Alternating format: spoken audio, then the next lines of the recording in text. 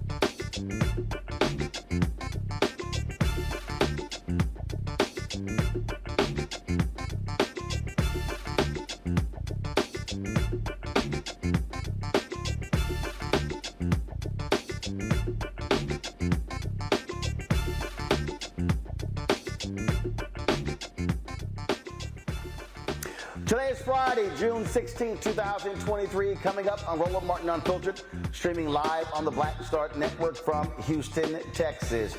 The Department of Justice drops a devastating report showing the abusive treatment African Americans and Latinos have received at the hands of Minneapolis police. Folks, we will talk with an executive with Noble about this report, and it is absolutely heinous action and essentially shows that police officers are acting as gang members there in Minneapolis. Also, on today's show, we'll talk about economic empowerment. We're here in Houston holding a Juneteenth Economic Freedom Summit tomorrow at the Power Center. We'll have a preview of that. And so we talk about really what the focus and the meaning of Juneteenth really should be for us in 2023. Also, on today's show, there was a sister, she went viral for singing Happy Birthday operatic style to Busta Rhymes, bringing him to tears. Nia Drummond will join us right here on Roland Martin Unfiltered. Also, Justin Pearson was re-elected to the Tennessee House last night. Well, it was the primary, the general election later this year, but he's a shoo-in to actually win. So we'll give the details of the election. And of course, in our Education Matters segment, we'll talk with the president of EmpowHER Institute, which gives 12 to 17-year-old girls the chance to become marine biologists. Folks, it is time to bring the funk on Roland Martin Unfiltered on the Black Star Network. Let's go. He's got whatever the is, he's on it. Whatever it is, he's got the scoop, the fact, the find. And when it breaks, he's right on time and it's rolling. Best believe he's knowing. Putting it down from sports to news to politics. With entertainment just for kicks, he's rolling. It's on go, roll, y'all. It's Roland Martin, rolling with Roland now. He's funk, he's fresh, he's real, the best, you know he's Roland Martin now.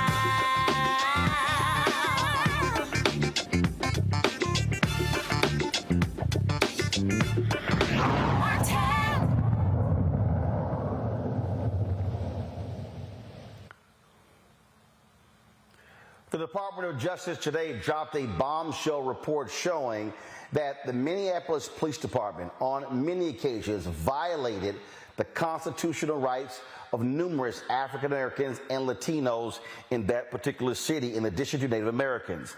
And also they engaged in a pattern of discrimination. Folks, Attorney General Merrick Garland made this announcement today. The Department of Justice has concluded that there is reasonable cause to believe that the Minneapolis Police Department and the City of Minneapolis engaged in a pattern or practice of conduct that violates the First and Fourth Amendments of the United States Constitution. There is also reasonable cause to believe that they engage in conduct that violates Title VI of the Civil Rights Act of 1964, the Safe Streets Act, and the Americans with Disabilities Act. Specifically, we found that MPD and the City of Minneapolis engages in a pattern or practice of using excessive force, unlawfully discriminating against Black and Native American people in enforcement activities, violating the rights of people engaged in protected speech, and discriminating against people with behavioral disabilities and responding to them when responding to them in crisis. At the heart of many of the protests that unfolded in this city and across the nation was a call for constitutional, fair, and non-discriminatory policing and respect for people's civil rights. Today, we're here to take an important step toward answering that call and committing to the task of building out a core feature of American democracy, an effective, accountable police department that ensures respect for constitutional rights, garners public trust, and keeps people safe. I want to provide further details about the findings of our civil rights investigation that the Attorney General just announced. First, we found that the Minneapolis Police Department uses excessive force, both lethal, both deadly and less lethal. We reviewed MPD's 19 police shootings and one in-custody death from January 1st of 2016 to August 16th of 2022. Many of these incidents were unconstitutional uses of deadly force. We found that officers used deadly force without probable cause to believe that there was an immediate threat of serious physical harm to the officer or another person. In one example, an off-duty officer fired his gun at a car containing 6 people within 3 seconds of getting out of his squad car. Neck restraints are lethal force, and we found that MPD officers often use neck restraints without warning on people suspected of only minor offenses and on people who posed no threat. We also reviewed less lethal uses of force, tasers, bodily force, and pepper spray. MPD officers' use of tasers often is inconsistent with MPD's own policy and occurs without warning. For example, officers sometimes use multiple successive taser applications without reassessing the need for further activations, which can be dangerous. They also use tasers for minor offenses on kids and on people known to have behavioral health issues. We found that MPD unconstitutionally uses bodily force and pepper spray against people who have committed minor offenses or no offense at all. In addition, we saw repeated instances of excessive force against kids without appropriate attempts to de-escalate the situation. Folks, it is a damning report. It was started after the death of George Floyd. It was a 2-year investigation, and the details are not shocking to folks in Minneapolis, especially African-American activists who have talked about for years how the police department was treating African-Americans, Latinos, and Native Americans as well. Folks, joining us right now to discuss this is Brenda Goss Andrews. She's the president of the National Organization of Black Law Enforcement Executives. Also, Nakima Levy-Armstrong. She's a civil rights attorney. We're also joined by Andre Locke, who is the father of Amir Locke, a young man who was shot and killed at the hands of police there. Glad to have all three of you here. Let me first start with you, Nakima. You're there in Minneapolis. You used to relieve the NAACP there. You got in the face of the mayor after a no-knock warrant shooting where they said things were going to change and things did not change. Absolutely. So we're here at a place in time where we think that federal intervention is long overdue. We're glad that the Department of Justice finally did the right thing by investigating the Minneapolis Police Department. But why did it take the murder of George Floyd for that to happen when for many years and many decades, Black folks have been saying the very same thing, crying out for justice, and our cries had fallen on deaf ears up until now. So we're glad that this investigation happened. We're glad that the city's going to be forced to enter into a consent decree. But there is still a bit of skepticism as to whether or not Minneapolis will step up and do the right thing, particularly by people of color and Black folks who live in this city. Andre, yes. Your reaction to this report from the DOJ? It was, it's bittersweet, I can say. It's for Black folks and Black and brown people in the Minneapolis area and our communities and surrounding communities in St. Paul as well, and Brooklyn Center. Our response is it's about time. It's about time because this is something that we've been singing for decades, for years. People before us, before Nakima and myself, have been singing the same thing about police brutality, unjust stops, everything that you can think of, just the mistreatment of force. And unreasonable force. So it's bittersweet. It's something that, as Nakima was saying, I'm a little skeptical of what Minneapolis would do at this point, because at this point they're trying to even sweep my son's death under the rug by putting in a dismissal for his case. Brenda, how should police leaders, rank and file, react to this type of damning report?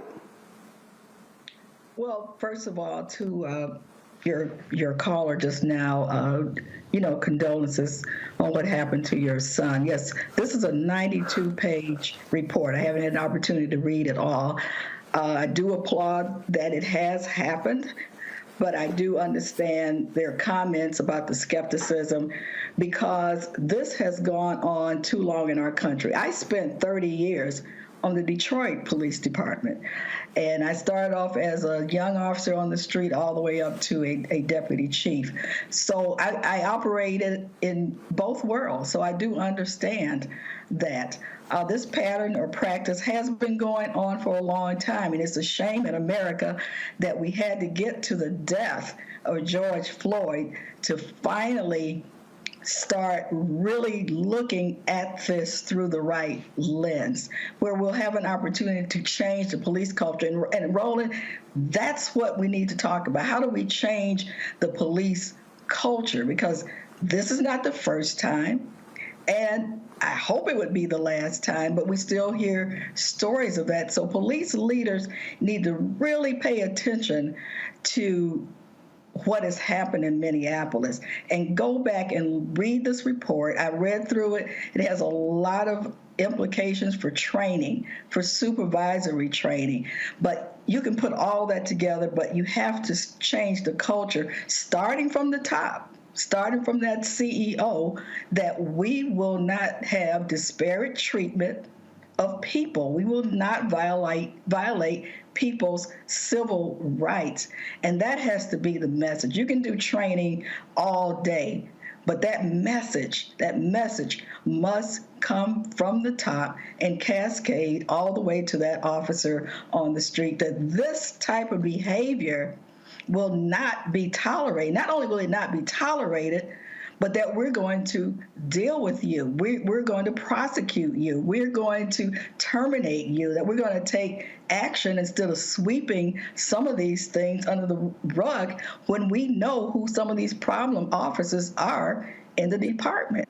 So that would be my message to leaders out there. Just use this report and comb through it, because it talks about training, it talks about policies, it had 18 remedial measures for Minneapolis to take. And I just say, police chiefs and leaders, go through this report and just check it off and see where you are in your department in relation to this report. Folks, hold tight 1 second. I got to go to a break. We come back more on Roland Martin Unfiltered as we unpack this devastating report from the Department of Justice on the Minneapolis Police Department. You're watching Roland Martin Unfiltered right here on the Black Star Network. Hatred on the streets, a horrific scene, a white nationalist rally that descended into deadly violence. White people are losing their damn minds. An angry pro-Trump mob storms the U.S. Capitol. We're about to see the rise of what I call white minority resistance. We have seen white folks in this country who simply cannot tolerate black folks voting. I think what we're seeing is the inevitable result of violent denial. This is part of American history. Every time that people of color have made progress, whether real or symbolic, there has been what Carol Anderson at Emory University calls white rage as a backlash. This is the rise of the Proud Boys and the Boogaloo Boys. America, there's going to be more of this. Here's all the Proud Boys, Dave. This country is getting increasingly racist in its behaviors and its attitudes because of the fear of white people. The fear that they're taking our jobs, they're taking our resources, they're taking our women. This is white fear.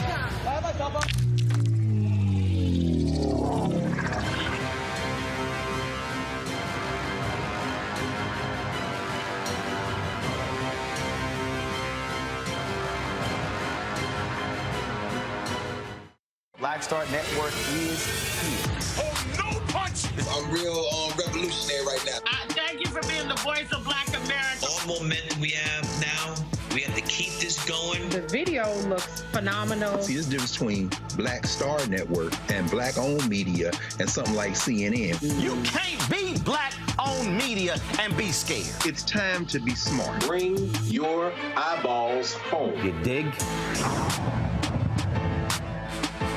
Hey, it's John Murray, the executive producer of the new Sherry Shepherd Talk Show. You're watching Roland Martin Unfiltered.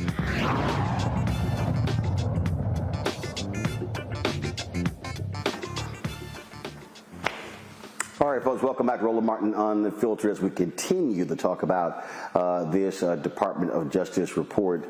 We lost Nakima and Amir Locke's dad, Andre, so we'll try to get them back in a bit. I do want to bring into this conversation as well, folks, my panelist today, Matt Manning, civil rights attorney. Matt, he is with us at Corpus Christi. Dr. Nia Carter, associate professor, University of Maryland School of Public Policy out of D.C., and Jesse Hamilton McCoy, clinical professor of law, supervising attorney, the Duke Law Civil Justice Clinic out of Durham, North Carolina.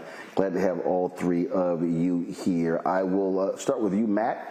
Your assessment of this report. 2-year investigation at 92 pages, lots and lots of detail and shocking and terrible stories of how Minneapolis police treat people of color.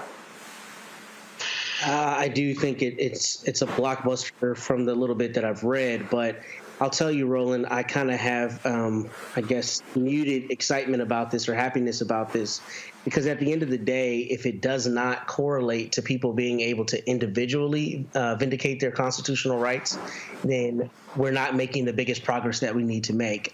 Every day I file lawsuits or prosecute lawsuits for people whose constitutional rights have been violated. And it's like,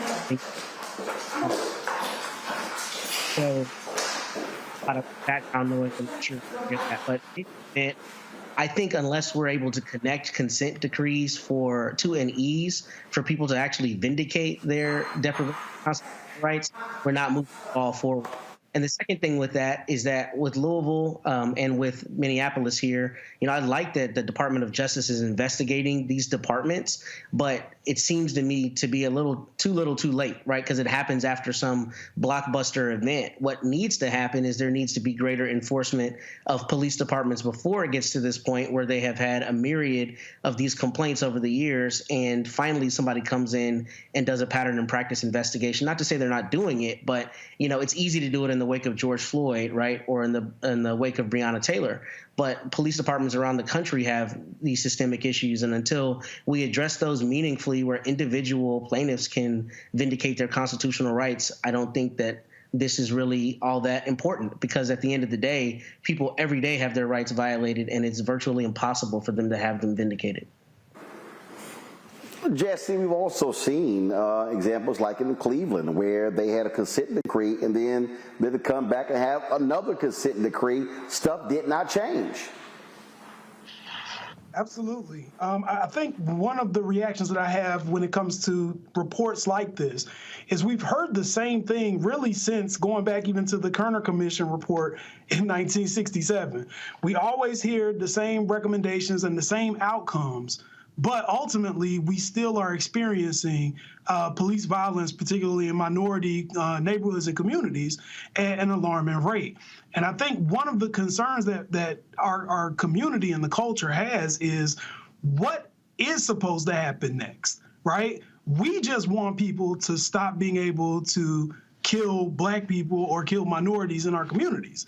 And it seems like it really shouldn't be that difficult of a problem, but the more that we analyze and come up with the same conclusion, the more we realize that there's not a lot of investment into all of these things that people always recommend. So training hasn't fixed it. This push for neighborhood policing is always hot when someone has just been murdered, but then it fades away. We are at a point now where I think there needs to be a bigger demand for action and there needs to be greater accountability.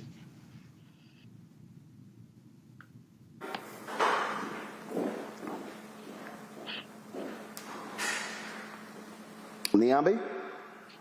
Well, I'm going to have agree with my colleagues. I mean, I think in some ways you're like, water is wet. This is what people have been saying from city to city, whether it's Baltimore, Minneapolis, other places. These are things that people have been saying. It's nice to have the Department of Justice confirm, right, that Black people aren't crazy, because I think we've been, collectively gaslit in this society where people tell us, well, if you just comply, you'll be okay. If you just would listen, nothing bad would happen to you. And I think this Department of Justice report explodes all of those sort of what about it kinds of comments that people often make when we see Black people who are brutalized at the hands of police officers.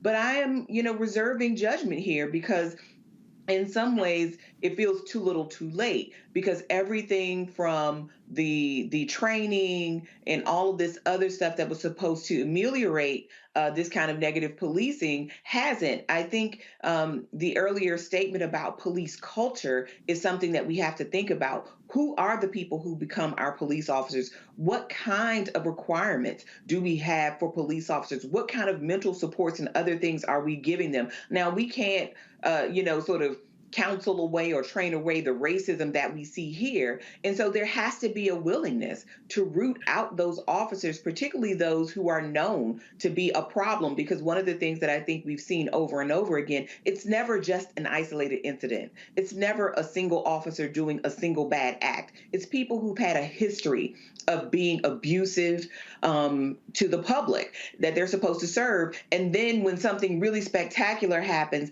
then there's all of this attention. But very rarely does it ever end with an officer losing their job or losing their freedom. So I think we have to think more critically about the next steps, because none of these things by themselves are going to remedy the larger issue, which is Black people being brutalized and killed at the hands of these police departments. And it's not just white officers. And I think that's another thing that needs to be emphasized here. But it's still, again, something about the culture of policing is rotten in this country, and we have to talk about what that is. And this might be one step in that direction. Brenda, here's what is also troubling. If you're in Minneapolis, how in the hell you didn't know these things? Why do you need the Department of Justice to come in to validate this? This, to me, is an indictment on city leadership and the police department that they didn't know these things. And if they did, they've been covering it up.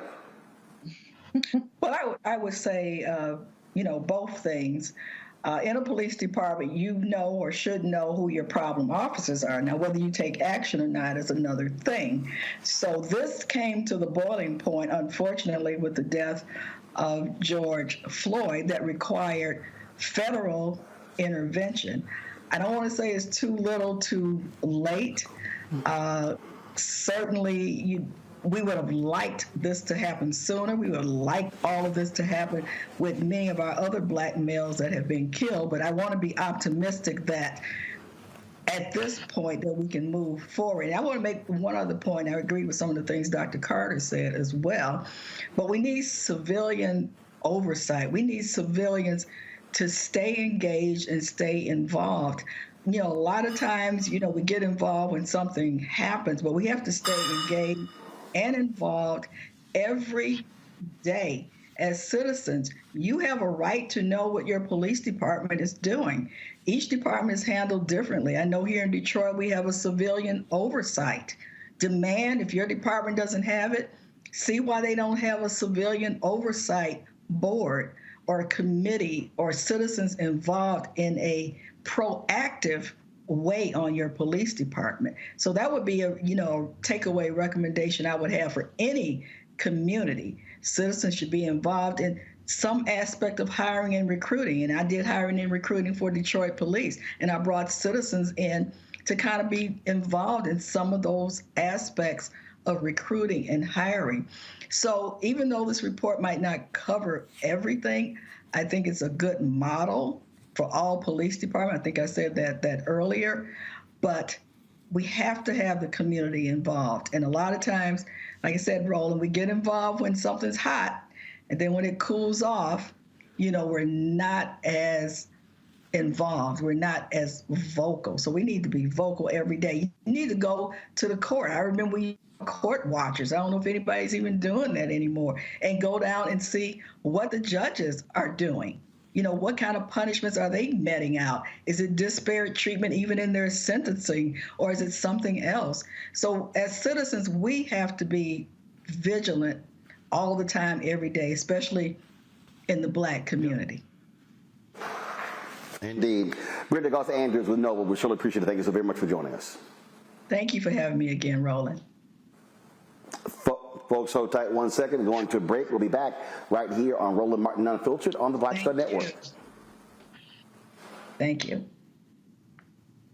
When you talk about blackness and what happens in Black culture, we're about covering these things that matter to us, speaking to our issues and concerns. This is a genuine people-powered movement. There's a lot of stuff that we're not getting. You get it, and you spread the word. We wish to plead our own cause. Too long have others spoken for us. We cannot tell our own story if we can't pay for it. This is about covering us. Invest in Black-owned media. Your dollars matter. We don't have to keep asking them to cover our stuff. So please support us in what we do, folks. We want to hit 2,000 people, $50 this month, raise $100,000. We're behind 100,000, so we want to hit that. Y'all money makes this possible. Checks and money orders go to P.O. Box 57196, Washington, D.C. 20037-0196. The Cash App is $RM Unfiltered. PayPal is R Martin Unfiltered. Venmo is RM Unfiltered. Zelle is Roland at RolandSMartin.com. On a next, A Balanced Life with me, Dr. Jackie, owning your energy and how to use it. Trust me, it impacts the people on your job, who you attract, and even your love life. What you give out is what comes back to you. So like attracts like, right? So if you come in with a negative space and I match that negative energy, then 2 seconds later, somebody else come in with more negative energy, and then I was just always just matching negative stuff. And here's the kicker. If you're not careful, that energy can even be stolen. That's all next on A Balanced Life on Black Star Network. Me, Sherry Shepard, with Sammy Roman. I'm Dr. Robin B., pharmacist and fitness coach, and you're watching Roland Martin Unfiltered.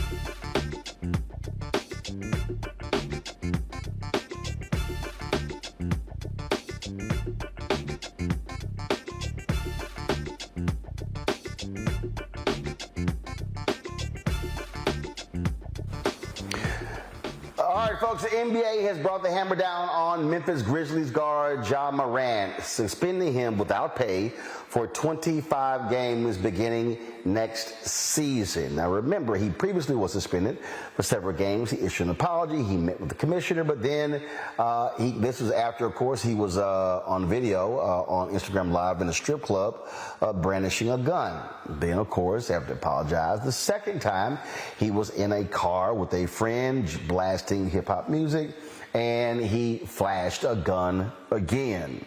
The NBA waited until the NBA finals were over before they would actually take any action.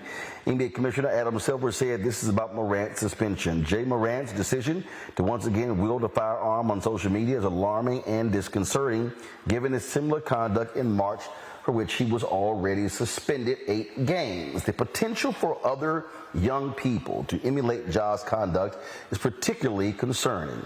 Under these circumstances, we believe a suspension of 25 games is appropriate and makes clear that engaging in reckless and irresponsible behavior with guns would not be tolerated. Now, the NBA said that Morant would also have to adhere to certain conditions before being reinstated.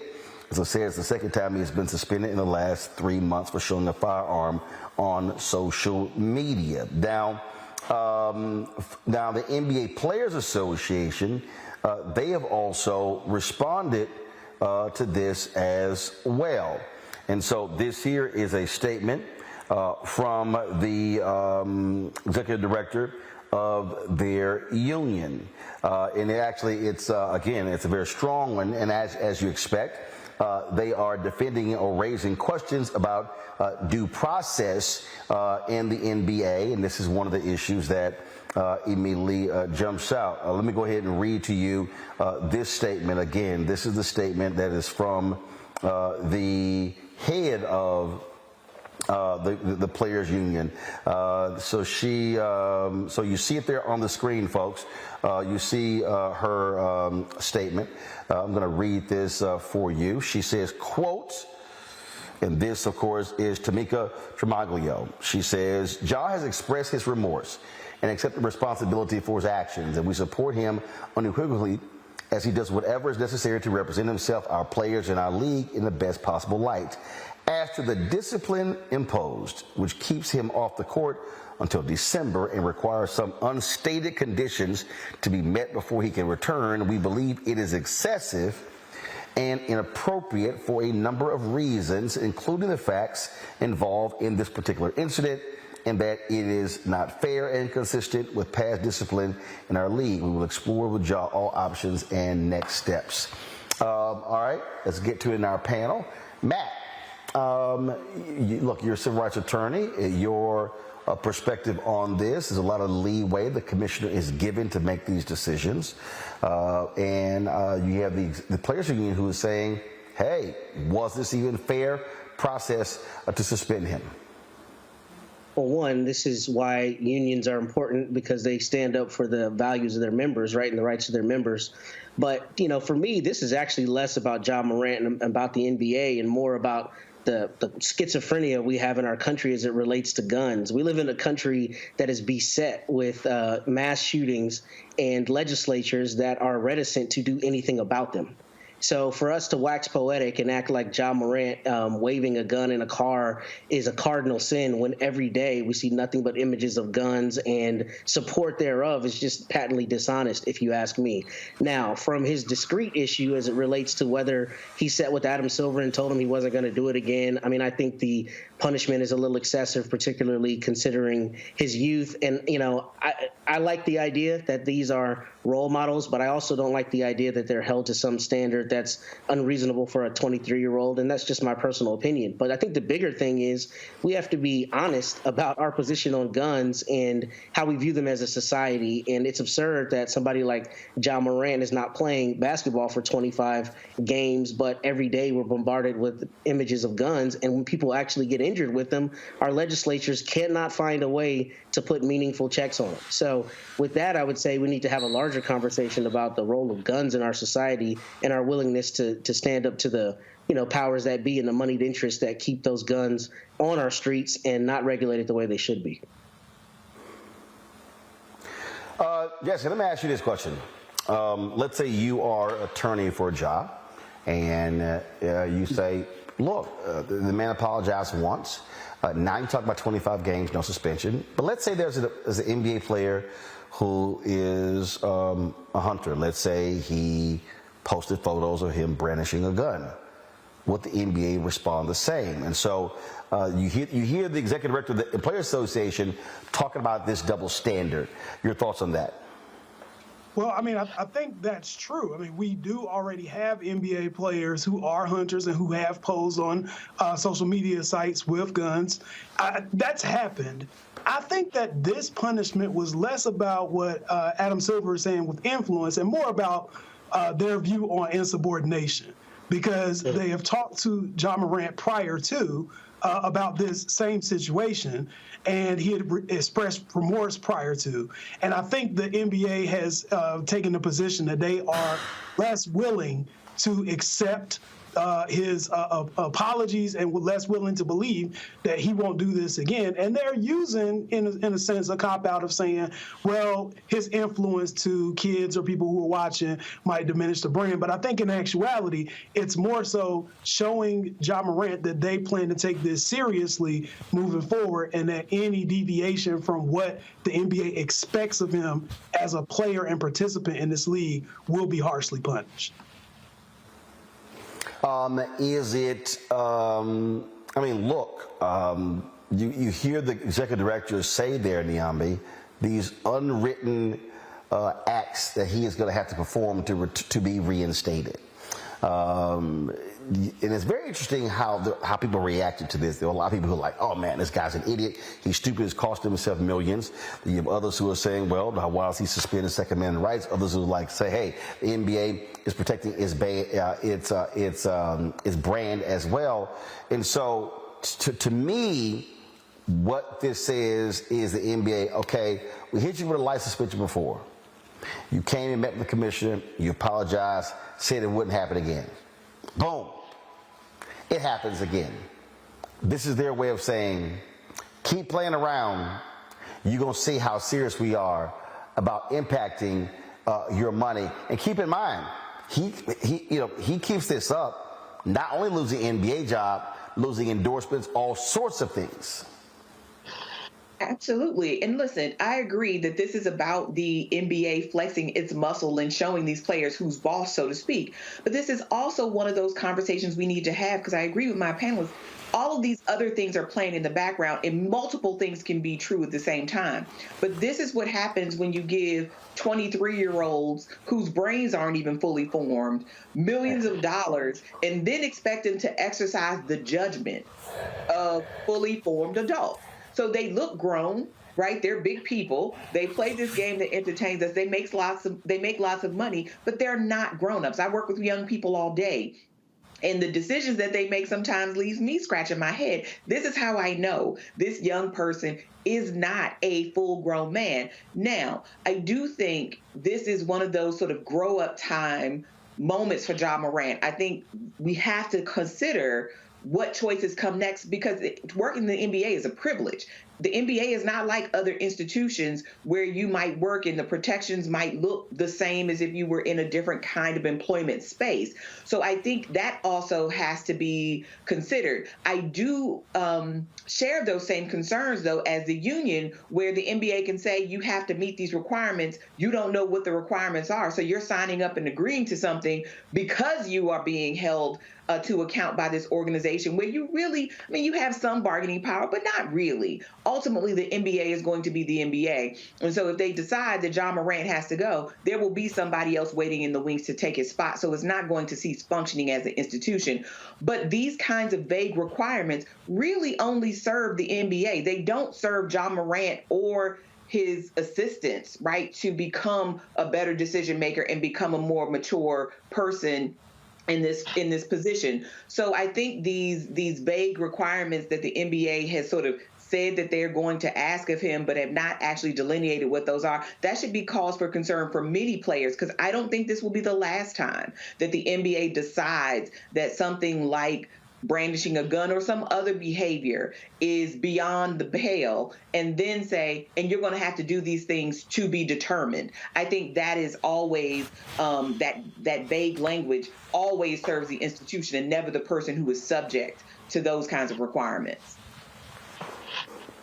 Well, I would certainly hope there are some serious conversations in the Morant household, because if you're making $35 million a year and you're missing a quarter of the season, that's a hell of a hit on your pocketbook, just because you chose to brandish a gun on an Instagram Live. All right, folks, got to go to a break. We'll be back. Roland Martin Unfiltered on the Black Star Network. If you're watching on YouTube, hit that like button, folks. I want us to be over 2,000 likes for today, so hit the like button. Also, I want you to download the Black Star Network app, Apple phone, Android phone, Apple TV, Android TV, Roku, Amazon Fire TV, Xbox One, Samsung Smart TV. Also, join our Bring the Funk fan club. Your contributions absolutely matter. Send us to check and money order, P.O. Box 57196, Washington, D.C. 20037-0196. Cash App, $RM Unfiltered. PayPal's R Martin Unfiltered. Venmo is RM Unfiltered. Zelle is Roland at RolandSMartin.com. Roland at RolandMartinUnfiltered.com. And, of course, be sure to get a copy of my book, White Fear, How the Browning of America is Making White Folks Lose Their Minds. I will be in Houston tomorrow. I'll be signing copies of the book. If you already have a copy, want to come get your copy, come check us out at the Power Center, 12 to 4 tomorrow. We'll be the Juneteenth celebration, talking about the issue of economic freedom. And so send us an RSVP, info@RolandSMartin.com to reserve your space. We'll be right back. Question for you. Are you stuck? Do you feel like you're hitting a wall and it's keeping you from achieving prosperity? Well, you're not alone. On the next Get Wealthy with me, Deborah Owens, America's Wealth Coach, you're going to learn what you need to do to become unstuck and unstoppable. The fabulous author Janine K. Brown will be with us sharing with you exactly what you need to do to finally achieve the level of financial success you desire through your career. Because when I talk about being bold in the workplaces, I'm talking about that inner boldness that you have to take a risk, to go after what you want, to speak up when others are not. That's right here on Get Wealthy, only on Black Star Network.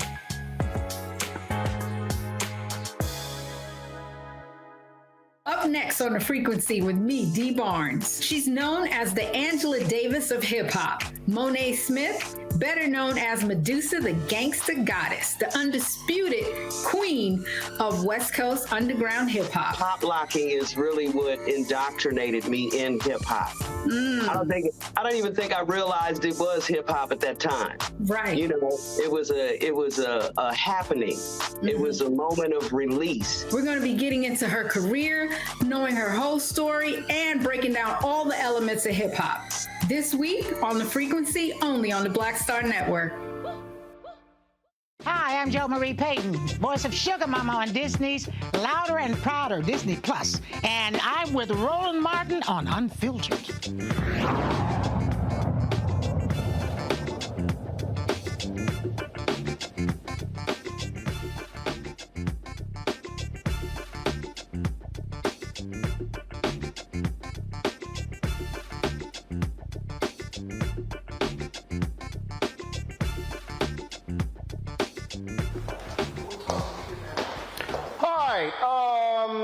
Folks are already tripping about Juneteenth. Check this out. A Chicago woman posted this video on TikTok. It has gone viral after she claimed she was kicked out of school for correcting the institution's director on the true meaning behind Juneteenth.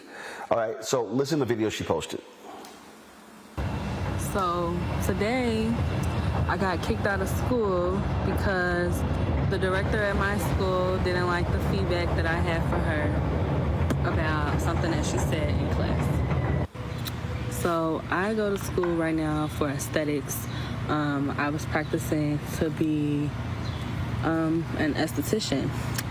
Now, at my school on Monday and Wednesdays, we have this thing called morning meetings where we basically just talk about what's going to happen for the day, the next few days, and we celebrate people that's graduating and all of that type of stuff.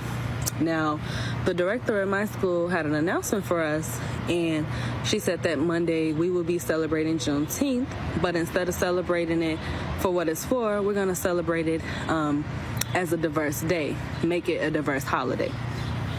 And I immediately got turned off by that because it's Juneteenth, right? So after the morning meeting was over, I went up to the director and I asked to speak to her in private. We went into her office and I basically explained to her, I'm like, the way you worded it at the morning meeting today, I didn't like how you said it because Juneteenth isn't a diverse holiday. It's not a diverse holiday. It's not where we celebrate diversity. We celebrate African American independence. And she was basically telling me you need to mind your business because you don't know what I have planned for Monday. We're a diverse school, therefore we're going to celebrate this holiday as a diverse day. And I was immediately turned off because that's not what Juneteenth is about, right? So after that, I went back into the classroom and some of my classmates were asking me what did she say, because we were all in agreement that that's not what Juneteenth isn't about. We don't celebrate Cinco de Mayo as diversity. we don't celebrate Haitian Flag Day as diversity. We don't celebrate Indigenous People Day as diversity, you know? So I felt like, why would you take our holiday and try to make it something that it's not? So while I was in the class, we were all talking about, you know, just basically what had happened at the morning meeting. The director storms in after me, and she's like, yeah, you need to come here. And I just asked her, I said, you want me to go home, don't you? She was like, yeah, get your stuff and leave. You will be suspended. And I'm like, suspended? Suspended for what? And she's like, yeah, so now you need to leave my campus before I call the police. So after that, we got into an argument because I had to tell her it wasn't even that deep. It's not that deep. Like, why are you making it this whole thing? So we got into an argument in front of all of the students in my class. Like, she completely humiliated me, told everybody that she was suspending me and that I had to go home. Like, you're not supposed to, first of all, you're not supposed to tell my personal business to other students. That's number one. Second of all, you're mad because I had an opinion about what you had to say. I did the right thing and I pulled you to the side and told you, like, I don't think that's what we should be celebrating it as. So after that whole argument, she's like, yeah, now you need to leave my building, and instead of being suspended, you'll be expelled. I'm like, expelled for what? So we get into another argument as I'm leaving the door because I'm like, you're dead wrong. Your feelings are hurt. You didn't like what I had to say, and now you want to expel me and still try to make me pay for a school that I didn't fully get to attend? That's not right. So as I'm leaving the building, before I left, I wanted to, like, explain to my teacher, like, she's not going to be letting me back, you know, what had happened. I wanted to talk to my teacher, one of the cool teachers, right? So she's like trying to grab me by my book bag. She's pulling on me, get out of my building, get out of my building. And I'm like, just wait, let me talk to my teacher because I want to talk to my teacher before I leave. Like, you doing all of this for no reason. We get in front of the clients because at my school we take clients. It's a beauty school, so we perform services on clients. She told the clients, yeah, I'm trying to remove this racist out of my building. She won't leave. She's a racist. I'm racist because I said Juneteenth isn't a diverse holiday. So now I'm the racist, right? In this situation, I'm the racist. Her feelings are hurt. I'm a racist, and she wants me to leave. After like a minute of me trying to find my professor, I could not find her. So you know what? I'm like, yeah, I'm gonna leave. But as I'm walking back to the front, she's on the phone with the police. She told the police I tried to attack her and that I wouldn't leave the building. No, hold on. Let's take this back. There's multiple people sitting in this lobby. There was multiple people in my classroom. Not once did I try to attack you. There's cameras in this building which show I did not try to attack you. I wasn't being violent or nothing like that. She called the police on me, said I tried to attack her. All of this because she didn't like that I didn't like that Juneteenth shouldn't be celebrated as a diverse holiday. So yeah, right now, I left, I'm gone. I left the review in the comments because I don't feel like that's right. Students of color, we can't express our feelings without directors at the school feeling like it's an attack on them, or everything has to be an attack on everybody when it comes down to Black people and African Americans in America. So yeah, that's just an update. All right, the woman, the TikToker Go K, again, she was studying at Tricoci University. That's TRICOCI, and that is absolutely nuts, if you will. Nyambi, see, this is the thing right here. First of all, she's right. Juneteenth is not a diverse holiday. What I mean by that is, it does not mean that non-Black people cannot commemorate Juneteenth. But you damn well better make sure that the focus on Juneteenth is the focus, and then not try to create some new idea what Juneteenth should be about. Well, absolutely, Roland. I think this young lady was exactly right in telling her, like, hold on a second. This is about Black people achieving freedom. This isn't just some holiday. I mean, you know, she used the example of Cinco de Mayo, but Cinco de Mayo at this point is commercial, and it's not even really about Mexican people. But to her point, we identify that holiday with a group of people in the same way.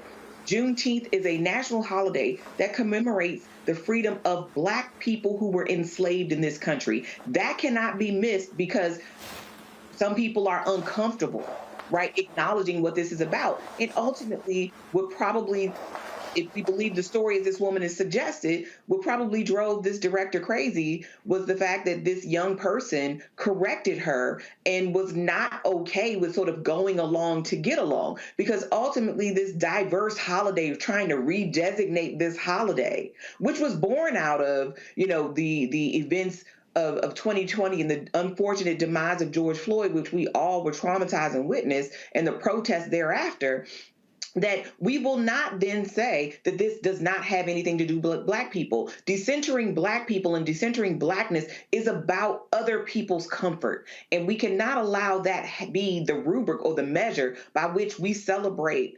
and revere our ancestors and all those who fought for that freedom, because somebody wants to call it a diverse holiday, as if we're supposed to be satisfied with that. And I think this young woman would do well to find another educational institution that respects her and other students like her.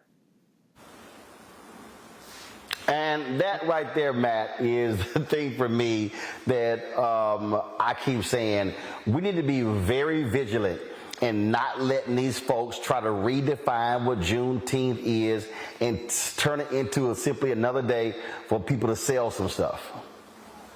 Absolutely. I'm glad you said that, because that's what we're finding with a lot of other holidays, not even holidays that are just Black-centered, but you're finding the corporatization of holidays and things like Pride this very month, right? Where corporations find a way to make $1 and they co-opt it, and then it becomes some everybody come and have a party. And when it's not about that, particularly when Juneteenth is not only about Black Americans, but Black Texans like you and I, especially here there in Galveston. But the idea that the slaves were told 2 years late.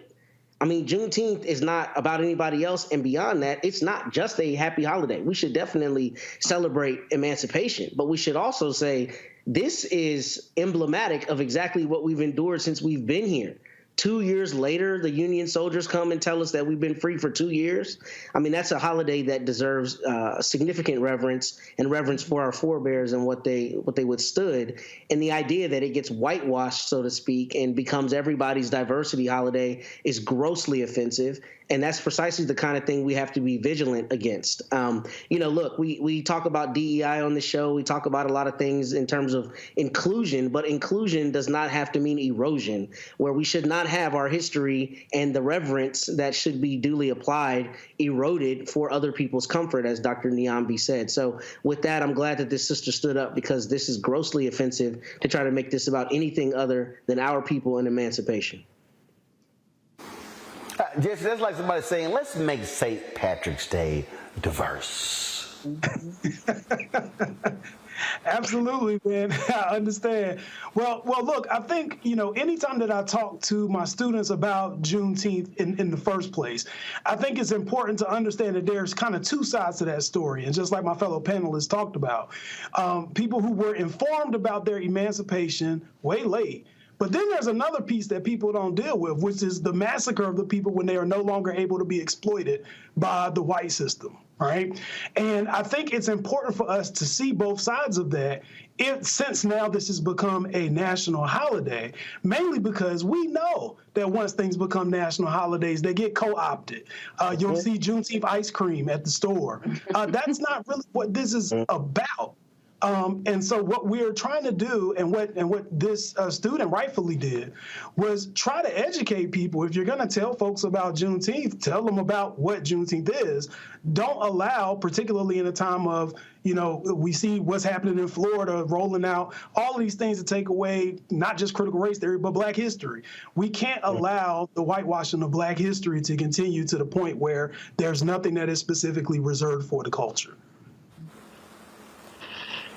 Absolutely. And so, again, we must remain vigilant to protect what it is. And look, I told y'all, the people out here be talking about, no, we never asked for this. No. A lot of us did. And we perfected how to celebrate this in Texas. It's been a state holiday since 1980, y'all. And so just ask some of us from Texas if you're confused as to how to celebrate Juneteenth. Got to go to a break. We'll be back on Roland Martin Unfiltered on the Black Star Network.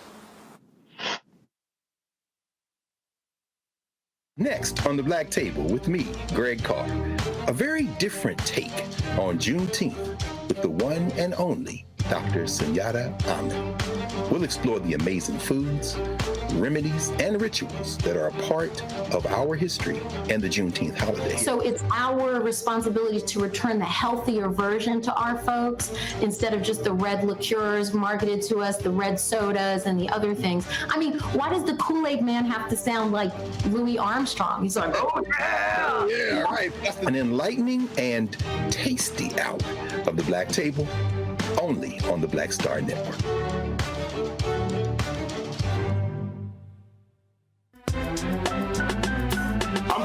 Muhammad, live from LA.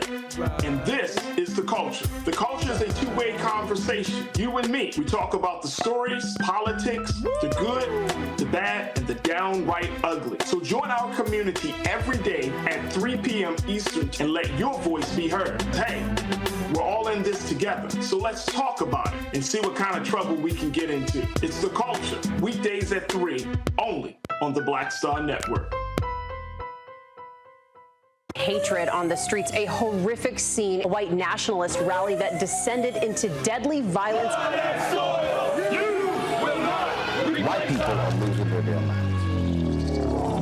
An angry pro-Trump mob storms the U.S. Capitol. We've seen shooting. We're about to see the rise of what I call white minority resistance. We have seen white folks in this country who simply cannot tolerate black folks voting. I think what we're seeing is the inevitable result of violent denial. This is part of American history. Every time that people of color have made progress, whether real or symbolic, there has been what Carol Anderson at Emory University calls white rage as a backlash. This is the rise of the Proud Boys and the Boogaloo Boys. America, there's going to be more of this. Here's all the Proud Boys, guys. This country is getting increasingly racist in its behaviors and its attitudes because of the fear of white people. The fear that they're taking our jobs, they're taking our resources, they're taking our women. This is white fear.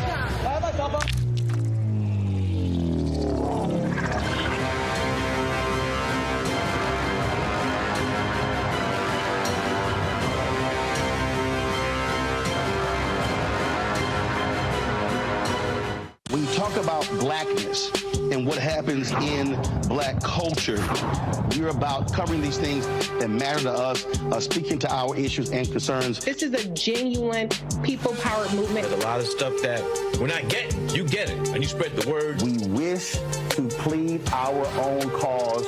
Too long have others spoken for us. We cannot tell our own story if we can't pay for it. This is about covering us. Invest in black-owned media. Your dollars matter.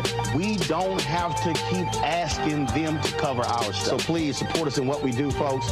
We want to hit 2,000 people, $50 this month, raise $100,000. We're behind 100,000, so we want to hit that. Y'all money makes this possible. Checks and money orders go to P.O. Box 57196, Washington, D.C. 20037-0196. The Cash App is $RM Unfiltered. PayPal is R Martin Unfiltered. Venmo is RM Unfiltered. Zelle is Roland at RolandSMartin.com. Hi, my name is Freddie Ricks. I'm from Houston, Texas. My name is Sharon Williams. I'm from Dallas, Texas. Right now, I'm rolling with Roland Martin, unfiltered, uncut, unplugged, and undamn believable. You hear me?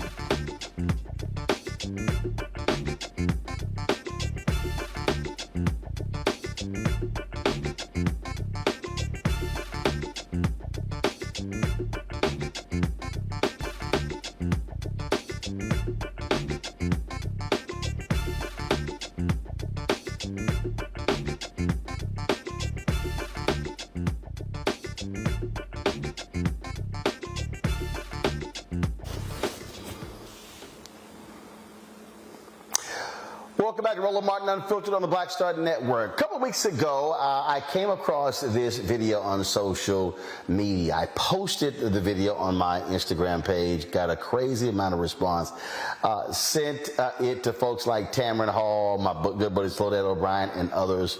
And it was of a sister who came across Busta Rhymes, and she said, you know what, I want to sing happy birthday to you. Well, he probably was just thinking, she just going to say happy birthday, traditional happy birthday. Yet she went non-traditional. Check this out. Watch me sing happy birthday to Busta Rhymes. Now, is this the full one? Oh my God! Nia, yes, it's all. Yes. Okay, you gonna get surprised. Okay, she sings in real life. In real life. In real time.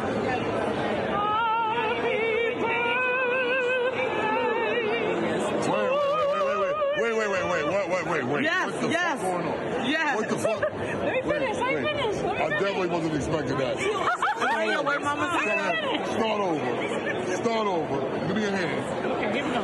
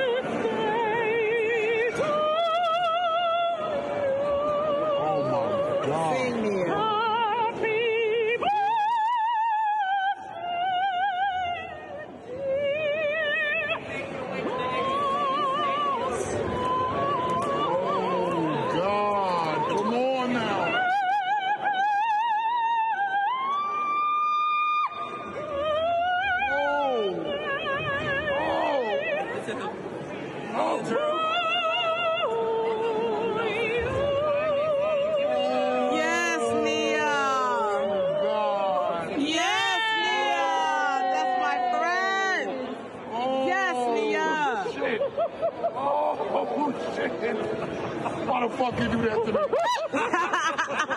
Why you do that? Why? You a fucking mess. You a fucking mess.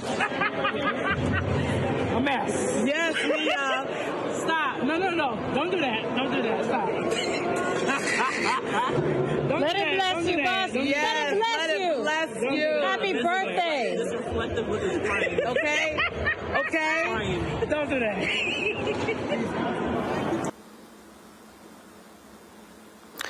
Well, that night, I sent Nia Drummond a direct message on social media saying, hey, want to have you on the show, and she joins us now. Nia, glad to have you here. So good to be here. Hello, Mr. Roland Martin. So great to be here. So first off, what is your background? Are you a professional opera singer? Is it just something that you do in your own spare time? Well, I actually went to school. I went to SUNY Fredonia for classical voice. But I've been singing, before classical voice, I've been singing different genres like jazz and gospel and pop, basically a little bit of everything. So what was this event you were at where you encountered Busta Rhymes?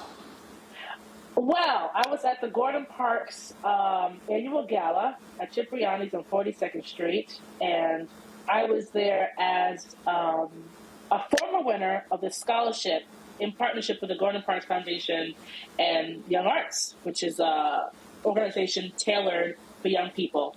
And I was the first winner 11 years ago, actually. And I reconnected with the executive director, Peter Kuhart, of the organization, and he was like, we would love to have you. So I came that year, this particular year. So was the event over? Was this at the end? Were folks clearing out when you came upon Busta Rhymes? The event was over. The lights were up. People were taking flowers. The people were clearing up all the plates and everything. And this is right after D-Nice played a set. And at the end of the gala, Busta walked in, coming from a different event, and he was there. And I was like, wow, that's Busta Rhymes. And so you decided to roll up on him and say, I got something for you for your birthday. Essentially, yeah. So what happened was, it was Busta Rhymes, and I'm like, I'm from Brooklyn, he's from Brooklyn, that's a legend, that's so much respect.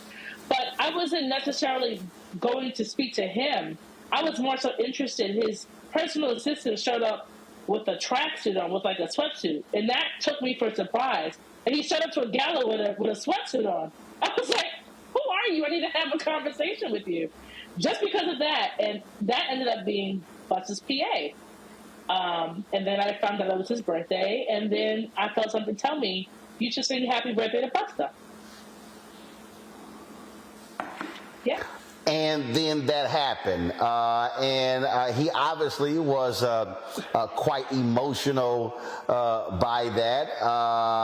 The video stopped there, and he was shedding real tears.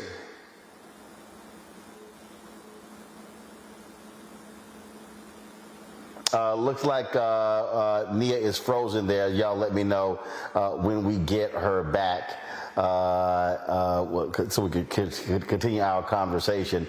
Certainly, a lot has changed for her. She has been on the Tamron Hall show. She has done interviews all over the place, and so that's what happens when viral moments are captured like that. Hundreds of thousands of views of that particular video on all social media platforms. TikTok, Snapchat, it's been on Instagram, Facebook, Twitter, it's been all over the place. And so Nia Drummond definitely has been getting lots and lots and lots of attention for that particular video. Do we have her back? All right.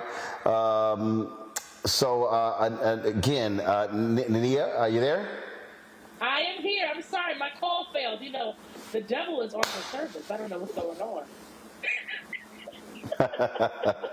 It's all good. It's all good. And I said he was quite emotional. Those were real tears he was shedding. And that's the thing for me. My eyes were closed. I tend to sing with my eyes closed, and I didn't see him cry while I was singing because my eyes were closed. But I know for a fact that he was extremely emotionally overwhelmed, especially after the fact. So how has your life changed since this went viral? It has changed tremendously. You know, I've been singing for a very long time, and I've done a lot of things that I thought were big, you know, career-wise, but this really, and it's so random. But this has really opened up the floodgates for so many things. I've gotten so many calls, and so many people, you know, regular people have been really appreciative, especially as a Black woman that sings classically. You don't see that every day. And the fact that people are appreciating that is really beautiful, and it touches me. You know, it makes me not want to stop what I'm doing. So between that and doing collaborations that I can't talk about yet, but things are happening. So some business has transpired as a result of this, huh? A few things. I can't talk about it yet. Some collaborations, and I know from this birthed me, you know, giving me the unction to really focus on my solo project. I can't talk about that yet, but that's going to be happening soon.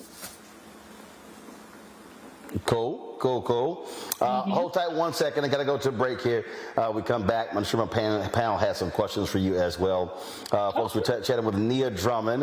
She is the operatic singer or classically trained singer who showed some love to Busta Rhymes by singing Happy Birthday that, of course, went viral and exploded all across the country. And we'll chat with her when we come back. You're watching Roland Martin Unfiltered right here on the Black Star Network. On next, A Balanced Life with me, Dr. Jackie, owning your energy and how to use it. Trust me, it impacts the people on your job, who you attract, and even your love life. What you give out is what comes back to you. So like attracts like, right? So if you come in with a negative space and I match that negative energy, then 2 seconds later somebody else coming with more negative energy, and then I was just always just matching negative stuff. And here's the kicker. If you're not careful, that energy can even be stolen. That's all next on A Balanced Life on Black Star Network. question for you. Are you stuck? Do you feel like you're hitting a wall and it's keeping you from achieving prosperity? Well, you're not alone. On the next Get Wealthy with me, Deborah Owens, America's Wealth Coach, you're going to learn what you need to do to become unstuck and unstoppable. The fabulous author Janine K. Brown will be with us sharing with you exactly what you need to do to finally achieve the level of financial success you desire through your career. Because when I talk about being bold in the workplaces, I'm talking about that inner boldness that you have to take a risk, to go after what you want, to speak up when others are not. That's right here on Get Wealthy, only on Black Star Network.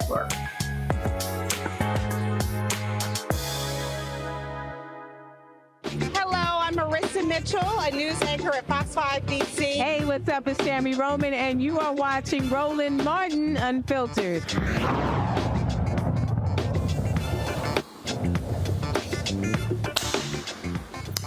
All right, folks, welcome back to Roland Martin Unfiltered. We're chatting with singer Nia Drummond, of course, who went viral with her video singing Happy Birthday to Busta Rhymes. My panel, I'm sure they got some questions. Jesse, I'll start with you. Well, first of all, it's an honor to meet you. I am just curious as to what inspired you to get involved in operatic singing in the first place. Well, I like opera. Well, when I started singing opera, I was actually very young. I was 12 years old. And I was singing in a professional children's chorus, and we were singing the children's chorus part in an opera called Tosca. And I fell in love with it, you know. That was my first, like, hands-on experience with opera. But, you know, when I was younger, you know, classical music was very small amount, but it was played in the house, like Charlotte Church and Andrea Bocelli. You know, I remember those when I was a kid, so that was the beginning.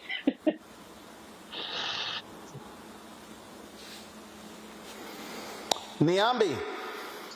Well, I would say the same. I mean, I think like a lot of people, I watched that and experienced the joy and the happiness and the beauty of your singing in that moment. So thank you for providing that in this time, because I think it's much needed. But how have you been coping with going from a relatively private person to now this very public person? How has that been? It's been a little overwhelming. It's been exciting because, you know, as an entertainer, this is the goal. This is the dream, to be able to be, you know, seen and for your gift to be appreciated. But yes, it can be a little overwhelming, and it's a big responsibility now, you know, to be able to connect with so many people at one time. You know? That's a lot. I am sure.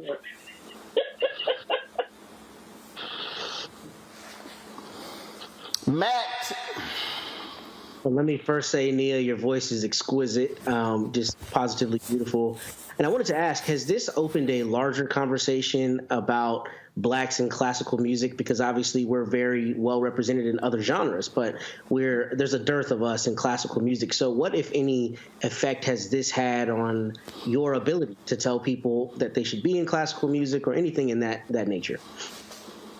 Well, I definitely think that, you know, especially as someone that's from New York City, there's actually a very good amount of classical singers that, you know, just so happen to be Black.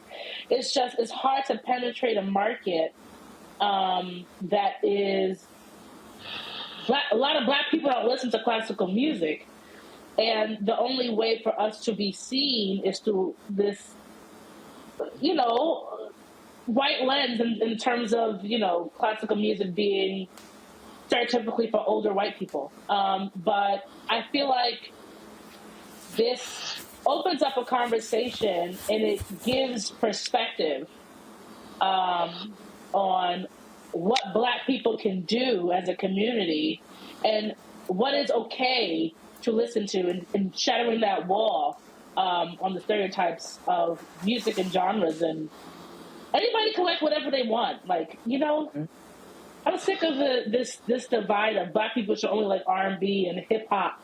You know, white people should only like rock and this genre and that genre. You know, we should all enjoy whatever feels right to us. You know? Well, you're absolutely right. Are there any particular classical opera singers who are your favorites? Leontine Price immediately is the first name. As a soprano, that is like the holy grail of sopranos.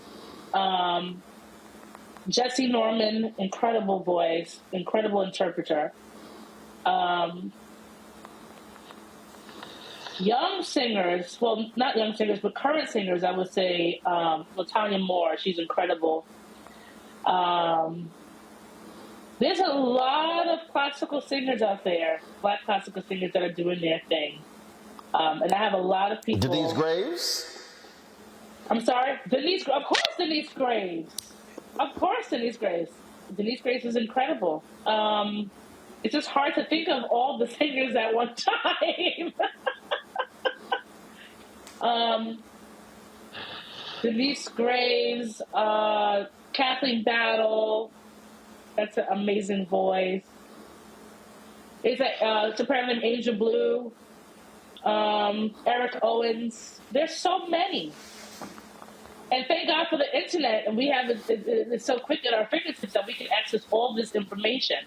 Between now and then, you know, Marian Anderson, Simon Estes, you know, George Shirley. There's so many singers that we can be on this conversation all day. But yeah. Are you encountering people who want you now to sing Happy Birthday to them? Yes. And that was one of my biggest fears. It's a really, really flattering thing. But that's happening quite a bit. Happy birthdays or Ave Marias. I want Ave Maria sung at my wedding. Or, you know, I've actually sang Ave Maria at a wedding before, you know, pre-Busta video. So, you know, it's pretty great though. I enjoy it. I enjoy it. So I'm going to ask you this question then. How about this one here? So is there so happy birthday is one thing. So is there a particular song that is a popular song that you have been able to put a classical twist on in your style?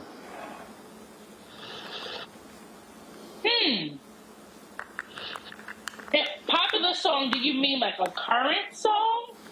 Or do you mean just popular in general? A song? No, I mean, it doesn't matter. But let's just say there's a popular song that, you know, a lot of us know. But, you know, when you sing it in your classical style. One of my favorite songs of all time is like for instance, is there? Say it again. One of my favorite songs of all time is "Summer Over the Rainbow." Got it.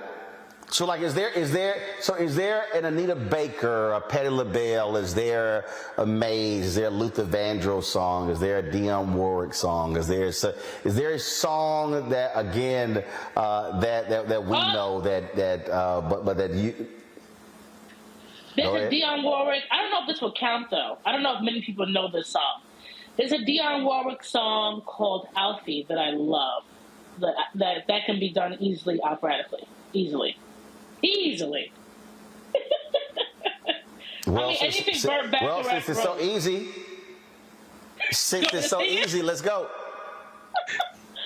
Okay, don't be mad at me because these headphones might blow. Okay? We're all right. What's it all about, Alfie? Is it just for the moment we live? What's it all about when you started out, Alfie? Oh, remember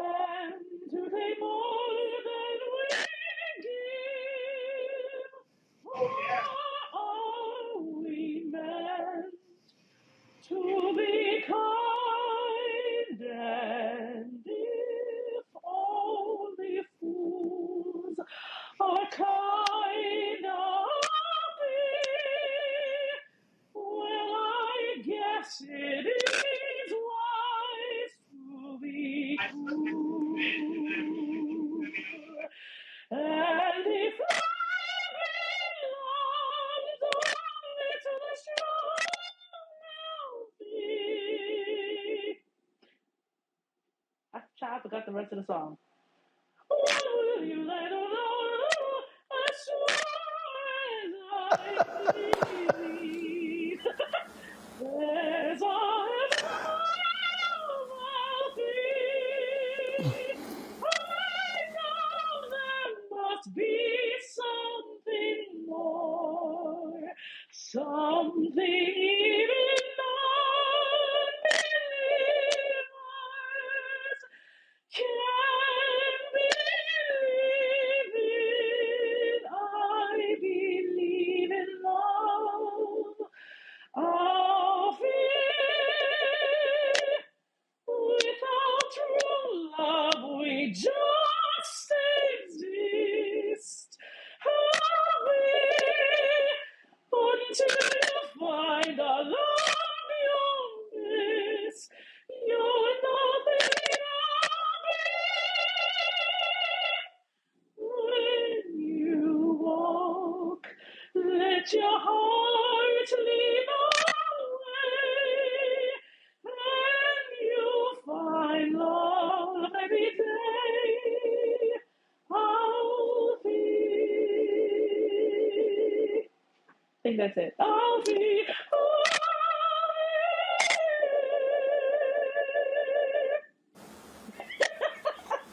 All right, then. It's a lot of Alfie fans in our chat room. A lot of folks, they're like, Johnny Mathis did a version of that. The Delphonics did a version of that. And so they're all weighing in. Nia Drummond, we appreciate it. Congratulations. All the great stuff has come your way. We look forward to those undisclosed projects, those collaborations, once they come to fruition. I would love to say something really quick before I go, if you don't mind, Mr. Roland. I just wanted to say that I'm so thankful for you all the support, and thank you, Roland, for all your support in posting the video and sharing it. Especially with Tam, as you know, I was just from Tamron Hall, and I'm so glad to be here with you today. And I just wanted to say that while doing all these projects, I did start a Patreon to have people be able to support and see some of the behind the scenes stuff that I'm working on. So it's just going to be on www.patreon.com/Nia Drummond. All right, patreon.com/Nia Drummond. All right, folks, check it out and support Nia in her work. Nia, we appreciate it. Thanks a lot. Thank you so much. All right, folks, when we come back, another viral video that is making its way around. A brother gives a powerful commencement speech at Syracuse University. We'll show you that next right here on Roland Martin Unfiltered on the Black Star Network. Up next on The Frequency with me, Dee Barnes. She's known as the Angela Davis of hip-hop. Monet Smith, better known as Medusa, the gangsta goddess, the undisputed queen of West Coast underground hip-hop. Pop locking is really what indoctrinated me in hip-hop. I don't even think I realized it was hip-hop at that time. Right. It was a happening. It was a moment of release. We're going to be getting into her career, knowing her whole story, and breaking down all the elements of hip-hop. This week on The Frequency, only on the Black Star Network. Next on The Black Table with me, Greg Carr. A very different take on Juneteenth with the one and only Dr. Sunyata Ahmed. We'll explore the amazing foods, remedies, and rituals that are a part of our history and the Juneteenth holiday. So it's our responsibility to return the healthier version to our folks instead of just the red liqueurs marketed to us, the red sodas and the other things. I mean, why does the Kool-Aid man have to sound like Louis Armstrong? He's like, oh yeah! Oh, yeah, right. An enlightening and tasty hour of The Black Table, only on the Black Star Network.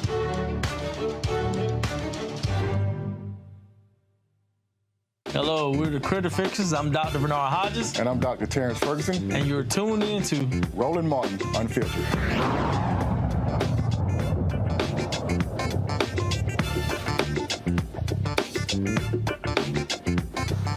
I'll set it up.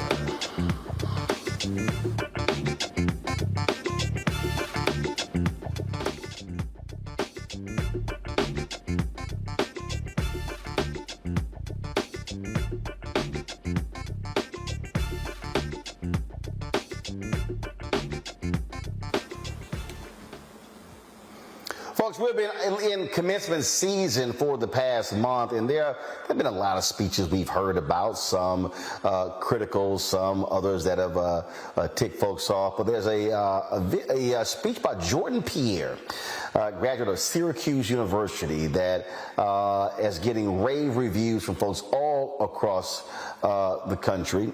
And in a moment, we're going to have his video. We don't have a video ready yet. All right, so again, his name is Jordan Pierre, and he is, yes, a member of the greatest fraternity of all, Alpha Phi Alpha Fraternity Incorporated. Again, I came across this video, and so many people have been sharing this video saying, man, you got to check this out, you got to watch this video. And so we want to share it with you, and let's do that right now. Here's Jordan Pierre at Syracuse University Commencement.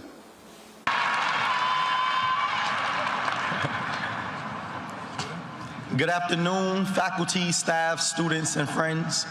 My name is Jordan Pierre, and I'm currently a senior, majoring in broadcast and digital journalism with a minor in entrepreneurship and emerging enterprise. To be here today for me is much more than a ceremony. Today is much more significant because I come from a place where I've attended more funerals and court appearances than college graduations.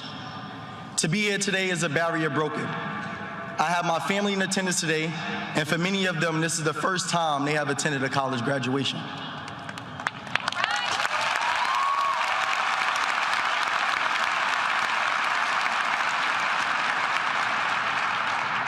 Earning the opportunity to walk across this stage required much more than just passing classes.